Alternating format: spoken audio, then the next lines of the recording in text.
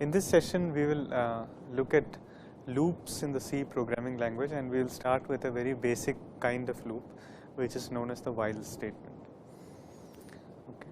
So the general form of a while statement is similar to that of an if, which is that there is an expression and you say while that expression, then do the statement. Okay. So the flowchart corresponding to the expression will be, the while expression will be, you test whether the expression is true or false. If it is true, you do the statement. If it is false, you exit out of the loop and execute the next statement outside the loop. So if the expression is true in C, that is the expression is non-zero, then execute the statement and go to the step outside the loop.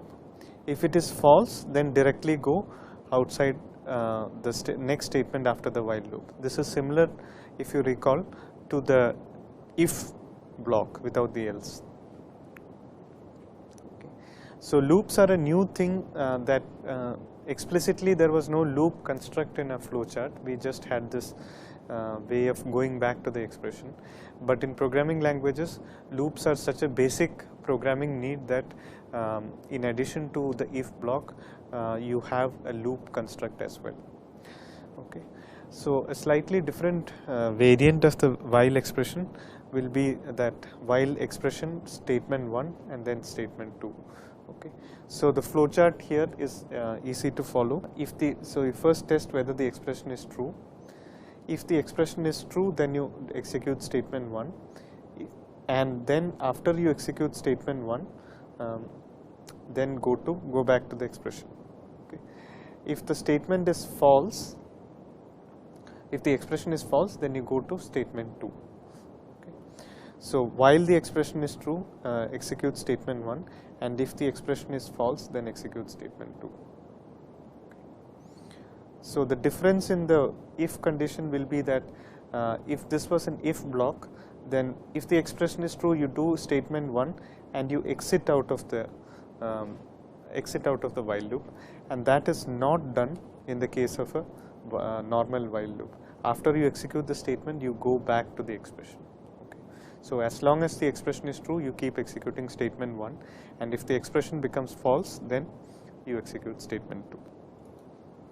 So let's illustrate the use of a while loop with the help of a program.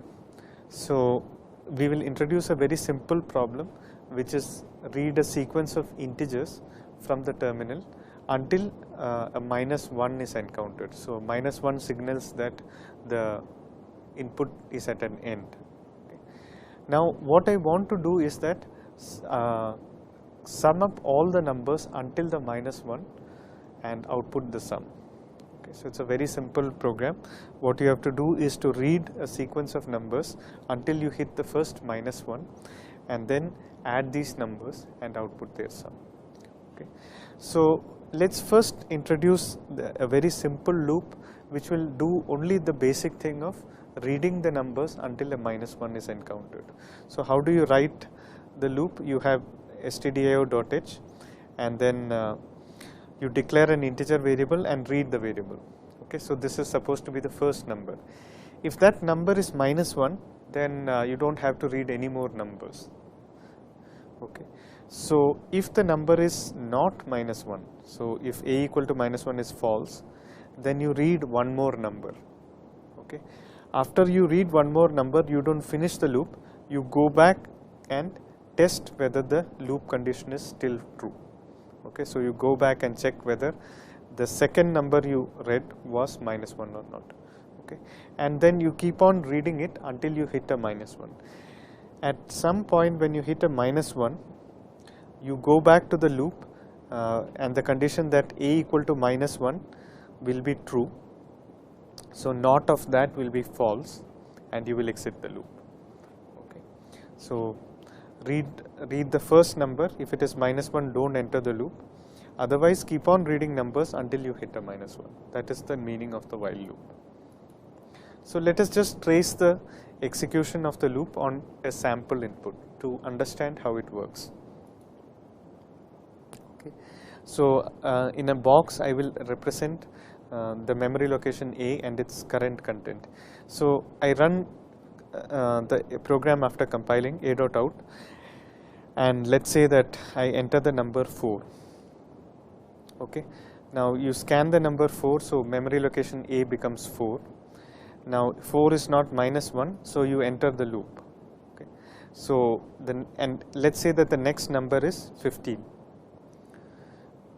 Okay. You read the number into A, so memory location A is now 15. 15 is not -1, so you again enter the loop. You enter -5. -5 is not -1, so you enter the loop again. Okay. At this point, you scan the number into A, and A becomes -1. Okay. So you go back to the loop again, and now the test that so A equal to -1, so not of that is false. So the while condition becomes false. At this point, you exit the program.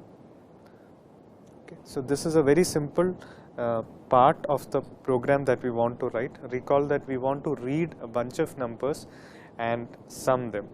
Okay, and the end of the numbers is represented by a -1. Until now we have just read those numbers.